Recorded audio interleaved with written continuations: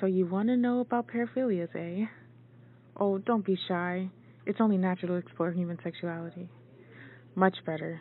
Now let's take a look. Let's start off by defining paraphilia. To make it clear, we'll go over the stereotypes of the definition and breakdown of the word with an easy explanation. And finally, a medical observation and clarification of paraphilic disorders compared to the old and new definition.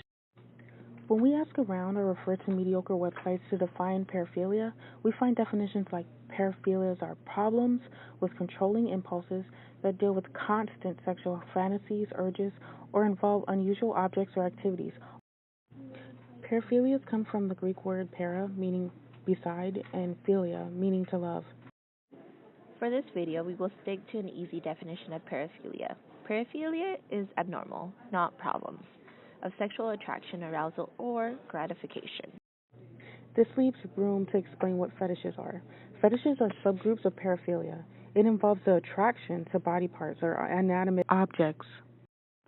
We can look at it as paraphilia become a fetish in terms of finding sexual attractions into objects and body parts, but can't be the other way around. Basically, paraphilia is becoming sexually aroused or attracted, while fetishes are simply finding the objects attractive. Well, according to the DSM-5 guidelines, paraphilias are recurrent intense sexual arousing fantasies, sexual urges or behaviors, generally involving non-human objects, suffering or humiliation of oneself or one's partner, or children, or other non-consenting persons that occurs over a period of at least 6 months.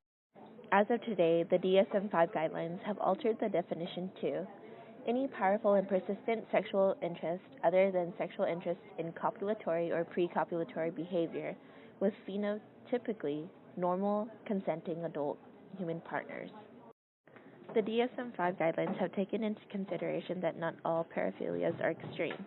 However, those that are considered a disorder have symptoms or characteristics. To fit the characteristics of paraphilia, it may have the behavior of extreme version of sexual arousal or only reaching satisfaction through the arousal, though it's common for people to have kinks such as dirty talking or spankings. When it is magnified to the point of dependency, psychologically, in sexual arousal, it's a paraphilia. According to the American Psychiatric Association and quoted by the National Center of Biotechnological Information, the diagnosis of paraphilia have two common features.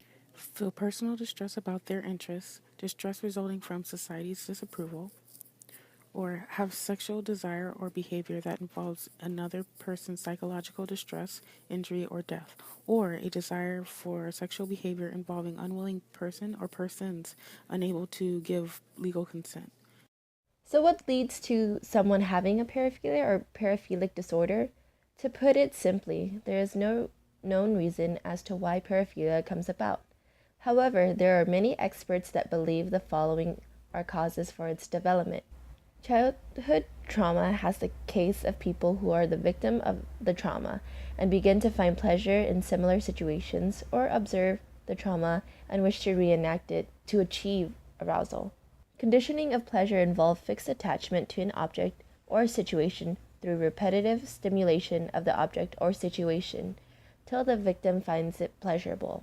Finally, being unable to form relationships, victims use paraphilia to communicate desires sexually or on a personal level. Now that we understand what paraphilias are, the symptoms, causes, and the difference with fetishes, let's take a look at some common paraphilia and fetishes. Within paraphilia, we have frotteurism, which is the act of rubbing on a non-consenting person. Sadism, finding pleasure by inflicting pain onto a partner. Masochism, finding pleasure in the inflicted pain, whether it's physical or mental abuse. Exhibitionism is exposing yourself. Voyeurism is watching others undressed or have sex. Autogonostophilia is sexual attraction to whispering. And pedophilia, finding sexual attraction in prepubescent children. Some fetishes that are common are trichophilia, the attractions of diapers, plushophilia, an attraction to stuffed animals, oculophilia, an attraction to breasts, and pygophilia, the attraction to the butt. Finally, let's examine ways in which paraphilias are treated.